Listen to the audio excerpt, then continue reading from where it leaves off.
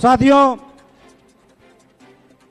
जिस प्रकार 2018 के अंदर राष्ट्रीय लोकतांत्रिक पार्टी का गठन हुआ और उसके बाद में जिस उद्देश्य के साथ में राष्ट्रीय लोकतांत्रिक पार्टी का गठन हुआ, आदरणीय हनुमान बेनीवाल जी ने हमेशा पीड़ित शोषित गरीब की लड़ाई पहले विधानसभा के अंदर लड़ते थे और आज देश की सबसे बड़ी पंचायत लोकसभा के अंदर लड़ाई लड़ते हैं। हनुमान बेनीवाल जी के पास में जो भी व्यक्ति गया, चाहे वो गरीब हो चाहे वो अमीर हो, भले ही कैसा व्यक्ति गया, हनुमान बेनीवाल जी के दरवाजे हमेशा उन लोगों के लिए खुले हैं। हमेशा बेनीवाल जी ने गरीब को गणेश मानकर गरीब की सेवा की है।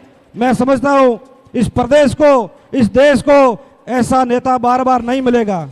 साथियों, भारतीय जनता पार्टी और कांग्रेस के जो नेता है, आप सब लोग समझते हो अभी जो उनका गठबंधन राजस्थान के अंदर चल रहा है, मैं आपको कहना चाहूँगा, जब भारतीय जनता पार्टी सरकार के अंदर नहीं थी, 2018 से 23 के बीच में क्या क्या बातें उस समय करी आप सब लोगों को पता है। जब कांग्रेस की सरकार थी राजस्थान प्रदेश के अंदर, कांग्रेस के राज में ऐसी कोई भर्ती नहीं थी जिसका पेपर आउट नहीं हुआ और ऐसा कोई आंदोलन भी भारतीय जनता पार्टी ने नहीं छोड़ा। हाँ, राष्ट्रीय लोकतांत्रिक पार्टी ने भी मजबूती के साथ में आंदोलन किए पेपर माफियाओं के खिलाफ, भ्रष्टाचार के खिलाफ, बजरी माफिया के खिलाफ, लेकिन आज भी राष्ट्रीय लोकतांत्रिक पार्टी अपने मुद्दों पर अडिग है। लेकिन जो बातें भारतीय जनता पार्टी ने विपक्ष में रहते हुए करी थी, आज वो मुद्दे भारतीय जनता पार्टी भूल गई है।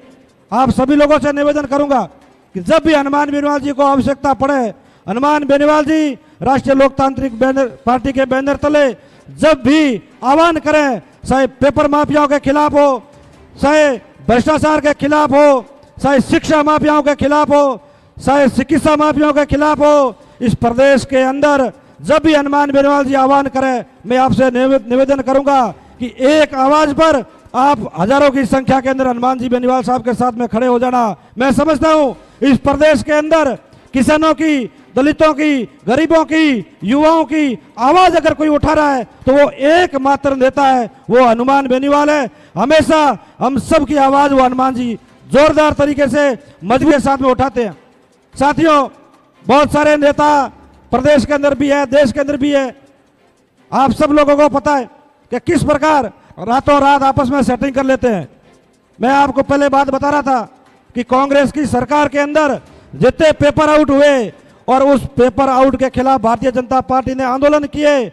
आंदोलन में लाठियां खाने वाला पूर्व प्रदेशाध्यक्ष, आंदोलन में लाठियां खाने वाला वर्तमान प्रदेश का मुख्यमंत्री आज चुप है, 1% भी अपना मुंह नहीं खोल रहा है। मैं उनको पूछना चाहूंगा आपके माध्यम से कि आप अब चुप क्यों हो गए हो? इसका मतलब आप लोग भी उन पेपर माफियाओं के साथ मिले हुए हो। भारतीय जनता पार्टी की सरकार, भजनलाल मुख्यमंत्री पेपर माफियाओं के साथ मिला हुआ है, भ्रष्टाचार करने वाले लोगों के साथ में मिला हुआ है। लेकिन एकमात्र ऐसा नेता, एकमात्र ऐसा बेटा किसानों का, एकमात्र इस प्रदेश का रहनुमा आदरणीय हनुमान बेनीवाल जी हमेशा इनके खिलाफ बोल रहे हैं।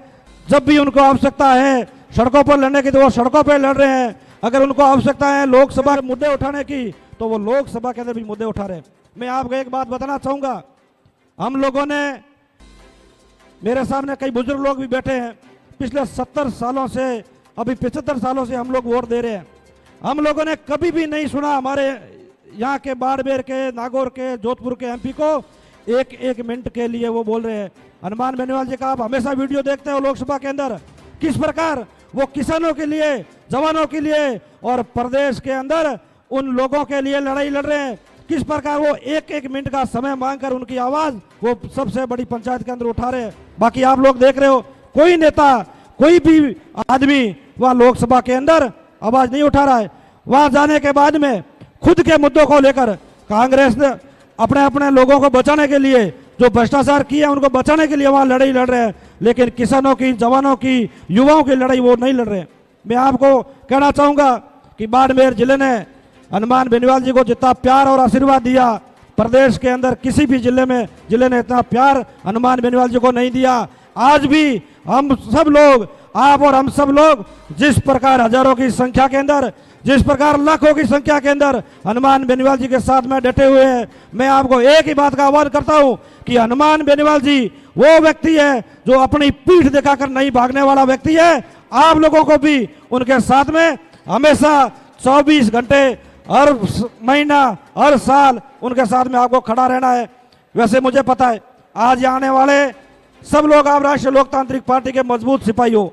आप सभी लोग हनुमान बेनीवाल टीम के वो सदस्य हो कि एक आह्वान अगर हनुमान जी करें कि ये फलाना दिन मुख्यमंत्री आवास का घेराव करना है, फलाने दिन वहां डीजी आवास का घेराव करना है, तो कोई ज्यादा समय नहीं लगता, घंटों के अंदर मुख्यमंत्री आवास का घेराव हो जाता है, डीजी कार्यालय का घेराव हो जाता है। हनुमान जी 1 मिनट के अंदर आह्वान करते हैं कि फलाने जिले के अंदर फलाने कलेक्ट्रेट को घेरना है। मैं समझता हूं राष्ट्रीय लोकतांत्रिक पार्टी के कार्यकर्ता इतने मजबूत है कि आप लोग 2 घंटों के अंदर जो भी आह्वान आपको करते हैं, आप वो कलेक्ट्रेट कार्यालय भी घेर देते हो। जो भी आह्वान हनुमान जी हमको करते हैं, हम सब लोग, आप सब लोग मिलकर आने वाले समय के अंदर राष्ट्रीय लोकतांत्रिक पार्टी को और मजबूत करेंगे। आपको चिंता करने की आवश्यकता नहीं है। हो सकता है कुछ आप मायूस भी हो गए होंगे कि आज हमारे पास चुनाव लड़ने के लिए लोग नहीं है।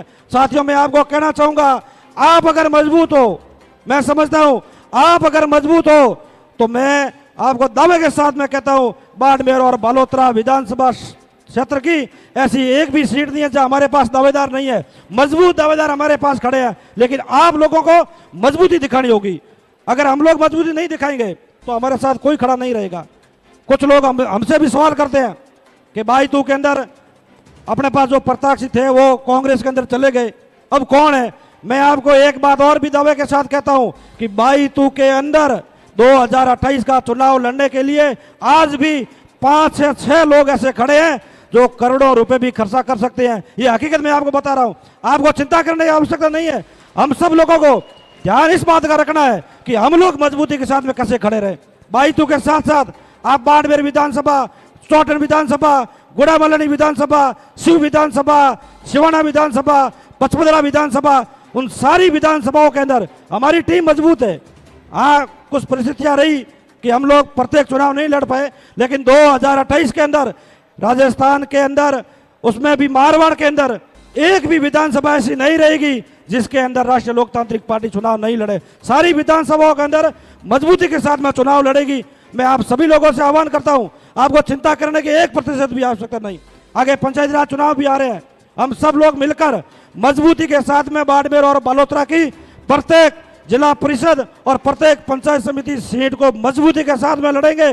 और एक बात और आपको कहता हूं कि जिन लोगों ने हमारे को परेशान किया है, जिन लोगों ने राष्ट्रीय लोकतांत्रिक पार्टी के कार्यकर्ताओं को परेशान किया है, और जो लोग आज राष्ट्रीय लोकतांत्रिक पार्टी के ऊपर हंस रहे हैं, वो शायद आज सरपंच है, शायद पंचायत समिति सदस्य है, मैं आपसे आह्वान करूंगा कि उन लोगों का भी इसी चुनाव के अंदर इलाज करना है। आप सब लोग तैयार हो?